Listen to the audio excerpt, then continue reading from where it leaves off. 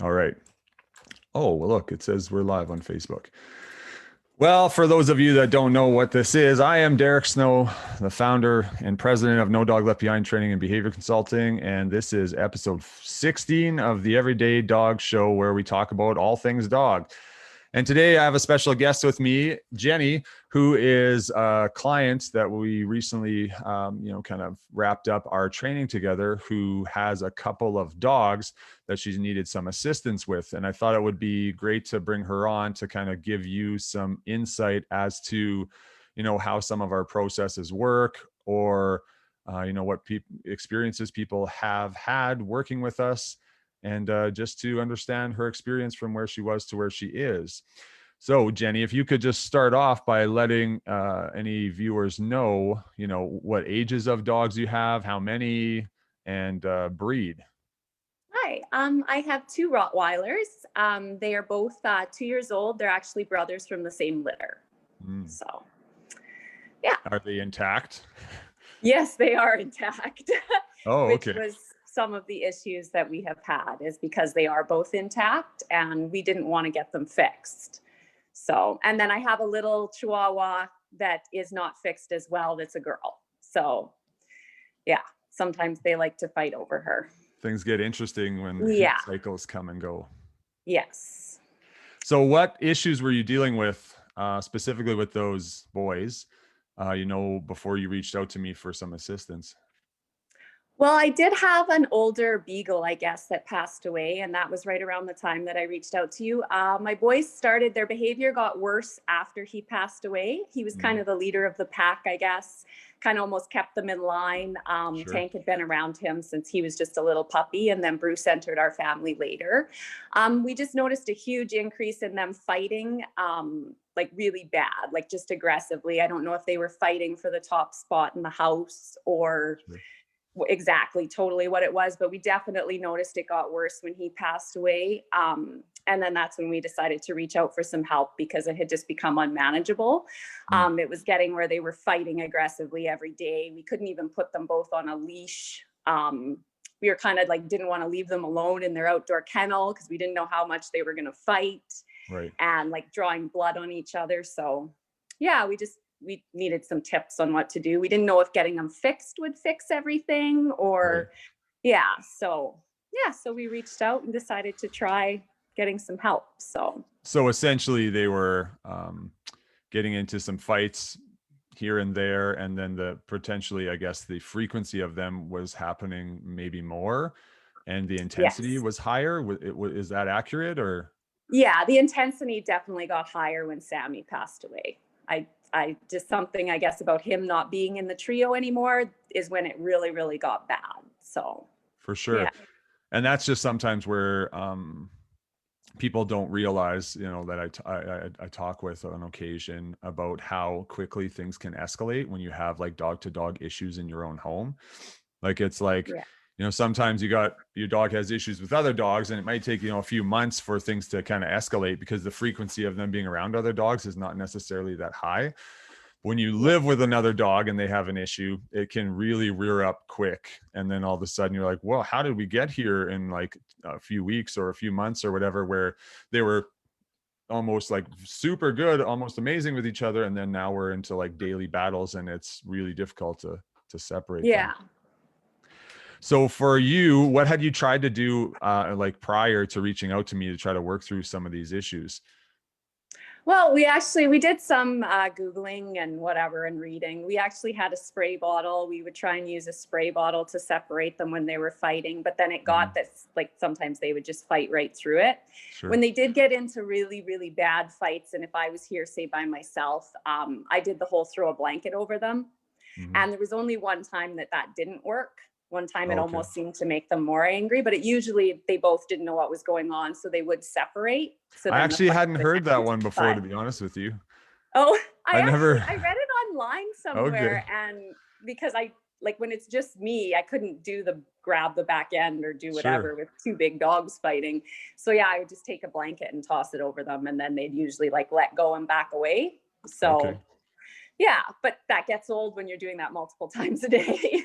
So I just like it, they needed to change. I was like, there's got to be something else we can do because, you know, like I had a lot of days too where I'm like, I shouldn't have got two dogs. You know, you begin to think like I have too much, I can't handle this.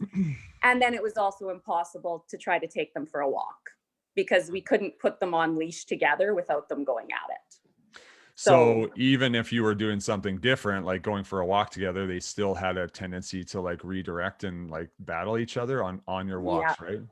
Yeah, we tried walking them. My husband would take one, I would take the other, and they would just, as soon as they went on leash, they would just go at it. It was instant. So essentially the issues within the home that got more higher frequency and more intense also like followed you like a dirty shadow outside. I don't know why I think that's funny. Oh yeah. Outside the house as well, where it's like we can't even get any reprieve, like go for a walk together and you guys can't walk together. Like you're not even close. What's the problem? And they're like, ah.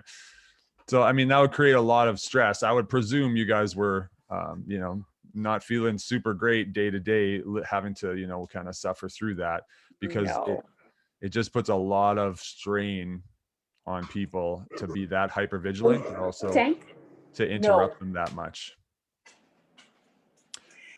Yes. That's fair. Yes. Okay, so then to move on to another question, like how did you find out about, you know, No Dog Left Behind or me or whatever? Like where'd that come from? I actually just seen your Facebook page randomly. I guess that whole thing, you know, when you Google things and then your Facebook is smart and it takes you to stuff you were looking up. I'd been looking up dog training and then your page popped up on my Facebook one day. So then I went to it and I just started looking through it. And then the lady I actually bought my dogs from, I guess she had brought her dog to you before. So when I'd asked her about it, she had brought their mother, I guess it was like, I guess it'd be a few years ago now, but yeah, she had seen you before. So yeah. So then I was like, okay, well, I'll try out a session and see what it's like kind of thing. So sure. So what city are you in? I am in Melville. And I'm in Moose Jaw. So we're not that close. I mean, we're close-ish, but it's not like we had, you know, we actually didn't meet in person, right? So anyways, we'll get into that, but so random Facebook presence, a little bit of a referral after you found me. And then, you know, we started to chat and like we ended up, for everyone to be aware, is we only worked in a virtual capacity. So we never met in person. I never met the dogs. I didn't spend any time with them directly. And the reason why this is important, and I want to highlight it, as it will come. But in any event, so we're working through Zoom and, you know, talking back and forth, me helping you with that. I sent you some videos, I think, for some like exercises to practice with the dogs to complement like me verbally telling you things so you could physically see it. And then we move on to like, what kind of progress did you make? Or well, I guess how long did we work together for approximately, would you say? It was just right around the 2 months. Right. Yeah. So then over that time period, you know, meeting kind of semi-weekly for 30 minutes here and there, like what kind of progress did you make with the dogs?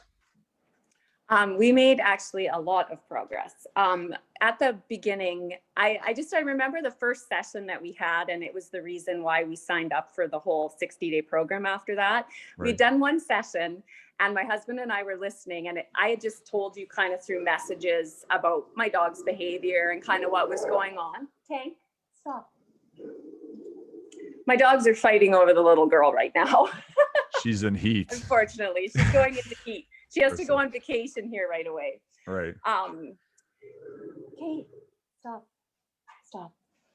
Now I have to get my train of thought back. The first session. And we listened, like I had just told you kind of in writing about our dogs, and everything you said that day, you knew our dog's behavior without meeting them. And we were both just very impressed. We're like, it's like you met our dogs or like you've seen them before, but you'd never seen them. It was just us describing their behavior. Right. And you could tell that Tank was kind of the bully, and like you kind of just called everything exactly the way it had been going. You gave us a few simple tips to try. And then yeah, we just kind of went from there. So we tried that for the couple weeks, and we started to notice a difference. We realized certain things we were doing that was making the behavior worse, that, we thought we were loving our dogs, right? But Sure. really we were enabling the behavior kind of thing. And so then it was after that, I was like, well, I definitely want to get in, like, this guy knows what he's talking about. I want to do the leash training, and I want to, and so then I picked my other issues I really wanted to deal with. Right. It was really important that I could walk my dogs confidently by myself. Sure. And so that was the real big thing. Then I wanted to continue the training because I noticed that improvement just from that first session. Mm-hmm. And so, yeah, I picked my other issues I wanted to deal with, and then, went from there. So. For sure. And that's just sometimes where people get a little bit too caught up with like, you have to see my dog to see what they do. And I'm like, I've seen like thousands of dogs and they all act pretty much the same. And guess what? So do the people. Yeah. So I'm like, typically, statistically speaking, 98.5% of the time, it's probably this.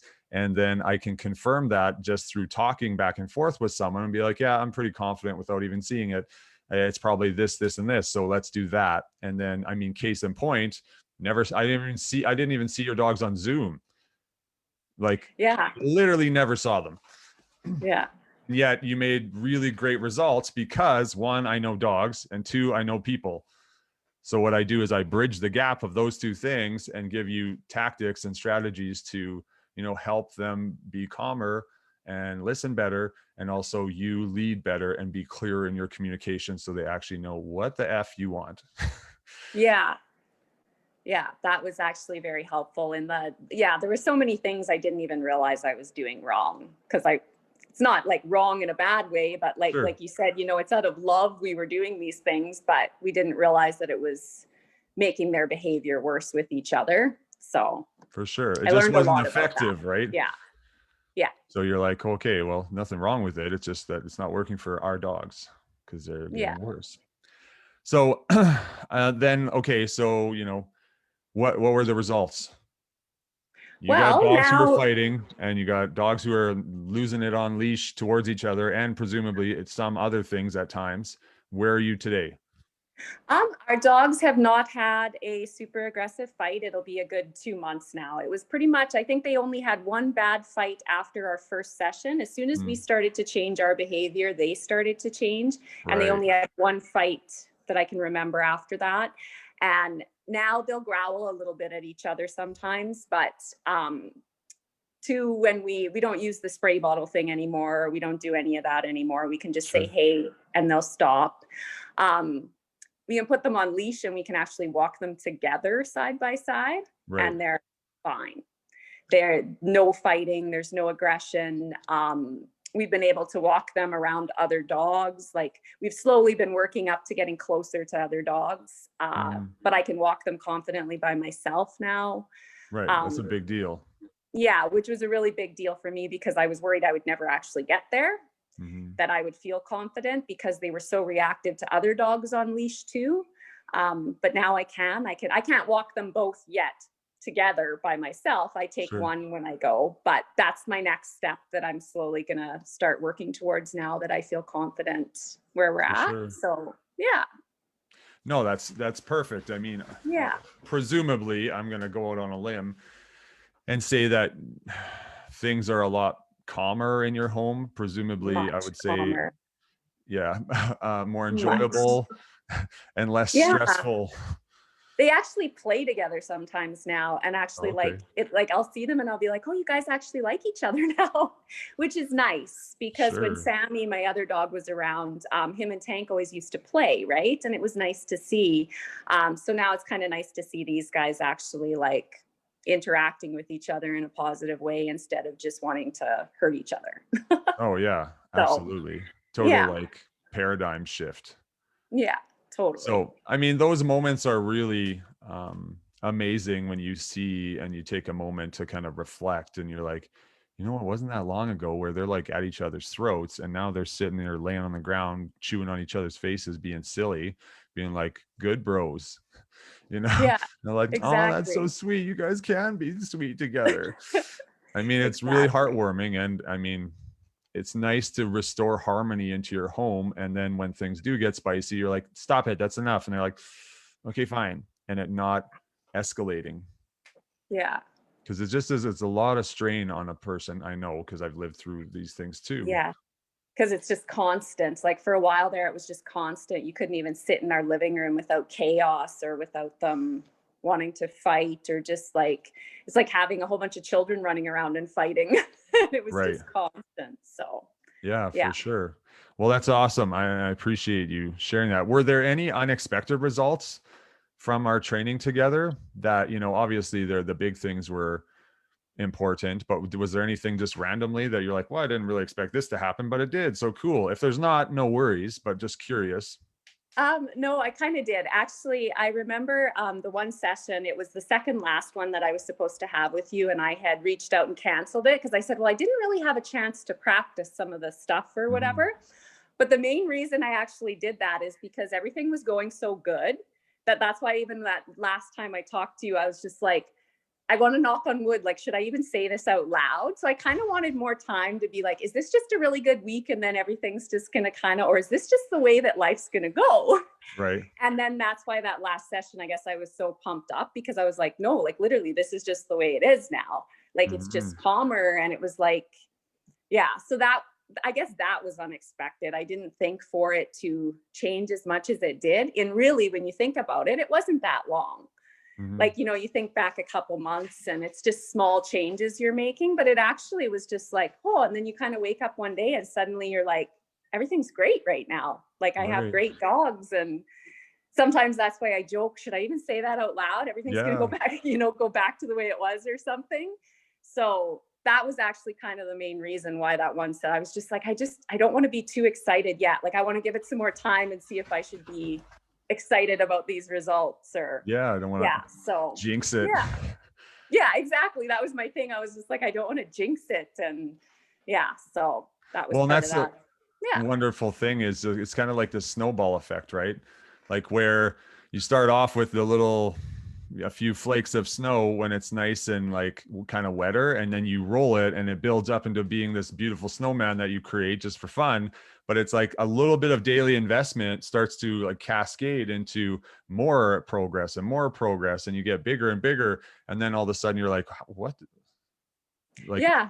if you And then think all of a back a sudden your month ago. results, yeah, you just notice that they all paid off. And it's like, I don't know, it just kind of like hits you one day and you're just like, this is great. I think it was when we were out on a walk together and it was just so peaceful. And I literally looked at my husband and I was like, all the neighbors are going to think we have just like these best, like well-behaved dogs right now because they just look so perfect. Right. And it was just a really good feeling from some of our episodes we had before with them. We're not like that. So For it was just a sure. complete switch. Yeah. Well, So, that's amazing.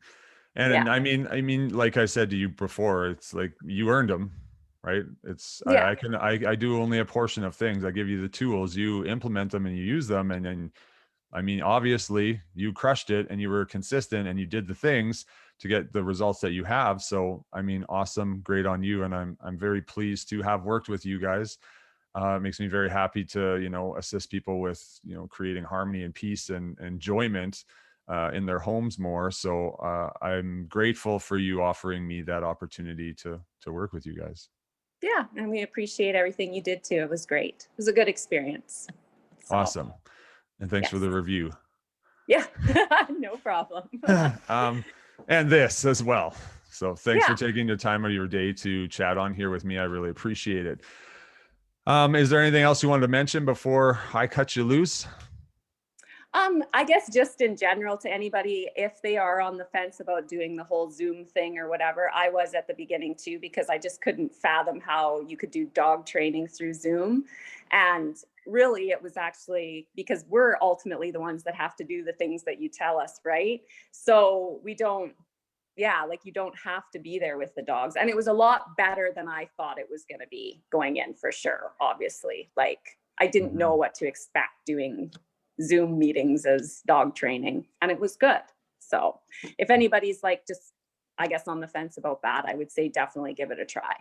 Yeah, So for sure. yeah, That's a great thing to mention because, and I mean, I don't only do Zoom stuff. I do it live in person and we got group Yeah. classes, all the things. But for those people who, might not have access to a trainer locally, or it just scheduling wise makes more sense to do Zoom. I mean, it's effective. The end. Yeah.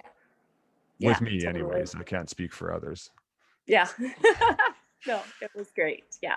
Oh, awesome. Well, thank you so much, Jenny, for your time. And I appreciate you coming on here. And I'm sure we'll be in touch in the future. Yes. Thank Just you for very much. positive check-ins though. Yes, exactly. Okay. Okay. Thank you. Take care. Yeah, you too. So I'm going to now bring in Jenn, who is our administrator, and well, she helps in so many various different ways. Saying she's just our administrator is definitely not adequate. But in any ways, before I get sidetracked, if you're still watching, awesome to you, and hashtag live or hashtag replay if you get through this entire thing, because we need some algorithm supports. Now we're going to start off with Jenn and her amazing Rose Apothecary shirt, which is cool because I am a fan of Schitt's Creek as well. But anyways, why are you here today? I don't know. Can you tell me? I don't know. To talk about enrichments. Oh yeah, that's right. Mhm. So the reason I brought Jenn on, because she does a lot of work with her own breeding program with dogs, and she's brought an additional element to No Dog Left Behind that was kind of I don't know if I'd say missing, but absent, I guess I could say. So essentially a lens of dog training, understanding all things included from a breeder standpoint, for the first 8 weeks of their lives that, otherwise I might have not considered. So the beauty of that is Jenn takes a lot of pride and intention and work in researching things and following organizations or trainings to, get her deep understanding of like best ways to benefit puppies. And one thing she helped us incorporate into our puppy training and daycare program was enrichment. So to begin with, can you tell me what enrichment means to, let's say, puppies in your care? In my care, I have Yours. enrichment tools for the puppies that are here straight through. Well, we start them about 3 weeks up to the 8 weeks when they go home to other places to keep their brains active, to keep them engaged and not destroying my house, put it that way. If you give them different things to do, then it's fun for them and it gives me a little bit of a break so that I don't have to constantly be trying to find them or what are you getting into or anything like that. They're interested in the ball pit, for example. Or if you can hear, I've got lullabies in the background because I'm sitting literally right outside their door while they're having nap time, hoping that they don't squeak while we're on the phone. It's okay. People will probably Fingers be fine crossed. with it. Okay, so enrichment essentially is just something for them to do that will stretch out those little brains and expose them to maybe a deeper level of understanding something or being curious about something or being exposed to something maybe unusual to their little puppy brains. Right. But as we put it into the daycare, it also expands it because people don't necessarily fill a pool full of bottles and let their puppies jump into it after they get them. It's just not something we think of as dog owners or as puppy owners. So if we can put that into the daycare, it gives the dogs more confidence while they're coming up to this obstacle, for lack of a better word, and going, I don't know if I want to jump in there. Like, what is that? And then you get one of the more confident pups that are like, oh yeah, it's a fun toy. Let's see how far we can throw the bottles. And then all of a sudden, the one that was a little more cautious is like, oh, that looks like fun, and it didn't really look like it hurt them in any way. So let's jump in and see. So it actually makes them more confident building tools in the puppy brains because we're still expanding them up to those points that they're adolescents. Yeah, for sure. And that's a huge thing that most people and, even trainers for that matter, won't necessarily think about, well, how can I do something completely different to build the dog's confidence? Usually we just go about it by like expose them to things, walk by this thing, walk by that thing, the end. So I really like it. It's fun because it gets to a deeper layer of building trust with humans, but also with the thing and also following the guidance of of other dogs. So what are some other enrichment things that you've helped to introduce into our play and training puppy program? Well, the tunnel has always been there because Melanie loves to do agility. But And why a so tunnel at puppy daycare? Why? the tunnel is because it's a closed environment and a long thing that they have to walk through. So they have to be confident on the other side of that tunnel that it's going to go straight through. So we introduce it in the puppy world as, like, I'm talking my puppies, not necessarily the daycare puppies, but little puppies. I introduce it when they're young so that it's just a straight tunnel. Can you get through a darker enclosure that's not square? Because if you put them in a crate or anything else, it's square. The tunnel is a different shape. So that now they're looking at going through something different, but still the same. So Right. when we pull it into the puppy daycare, we can curve it and stuff after they realize that it's just a straight line, right? They can go through. So now you add the little curve and it's a little darker that they have to kind of go through, right? Mhm. We do in my house, and I actually switch it up here soon. I start the puppies with a ball pit because it teaches them that they can go into the box of bottle or of balls and they can shoot the balls everywhere. It's lovely fun to pick up too after they're done. But then I start shifting it and people will see in our daycare stuff that we use bottles in a pool instead of balls. The reason we switch it up to bottles is because a ball is a regular shape that they can almost throw it a couple times and know kind of where it's going to go or what's going to happen. But when you jump into a bunch of bottles, they don't necessarily behave like balls. They don't necessarily Right. throw them around the same, right? They make different noises and stuff.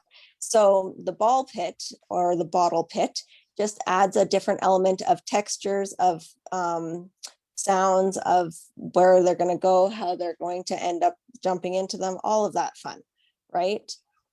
We do painting. Plastic Yeah, bottles. plastic. But if you're going to do bottles, take off the rings of the bottles, no lids, no rings, no labels. Like, make the bottles safe for the pups, and Good they're call. washable. So you can always rinse the bottles or wash them at daycare. We do sanitize all of that stuff so that it's sure. safe for the next bunch.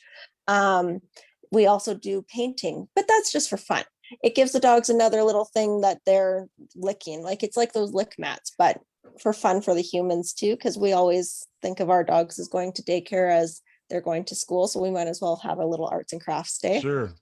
People love that. And the bridge, we also have a bridge. Sorry, Are we frozen? there? I think you're back. Verbally, I can hear you. You look frozen to me, though. What? Oh, okay. Your face is frozen, but your audio is not, as far as I can tell. We're still frozen on my end. Well, regardless, I'll talk in the interim till you get back. We also do agility on Fridays. Puppy agility that's okay for the dogs for their age, but it's just another way to get them kind of curious about, some new things, like standing on a surface with a little grip on it, or weaving in and out of poles, or tiny little jumps that are super cute because they just basically step over them, stuff like that. And then we also have this bridge that the Volks built for us, which is amazing because it's awesome, because it actually has green and black colors on it too. But it's this little, like, kind of not a sway bridge as much as like it's got a little bit of give, kind of like those bridges in older play structures, where you double bounce some kid and they fly off. But that was back in my day. Anyways, it's kind of like that, and they just walk over and it feels a little wobbly and a little bit unusual, and they build their confidence walking on a different surface with a little bit more give and a bit more movement, and then they just start to enjoy it. And it's like, oh, this isn't a big deal. What's the problem? So ultimately, enrichment is really important just because it allows for our dogs to build more confidence in a more broad spectrum way, so that in the future, when they encounter unusual things, they're more curious to investigate them, instead of just by default be scared and be like, no, I want nothing to do with that. And the daycare is really helpful because the duration of time they can spend around these things is a bit longer, so they can take their time to kind of cope and work through potential insecurities and then build confidence. So anyways, that's pretty much it for this episode of the Everyday Dog, just talking a little bit about, a case study prior with Jenny and her dogs, and then as well as some ideas for some puppy enrichment. You can even do it with your adult dogs if you so fancy. One of our ambassador dogs, Donovan, loves that bottle pit. It's hilarious. He just dives in there and gets all in, lays in it and does silly things. And then he also is super cute with the tunnel, because he'll like sit in the tunnel and then he'll play with the dog with just his face sticking out like he's a crab in a shell or something, just kind of going out, and it's hilarious. He's a basset hound and we love him. So thanks, Donna, for bringing him. Anyways, you guys have a wonderful day. Jen got kicked out here, or maybe she's there, but we're going to say goodbye anyways. And we'll chat at you next week.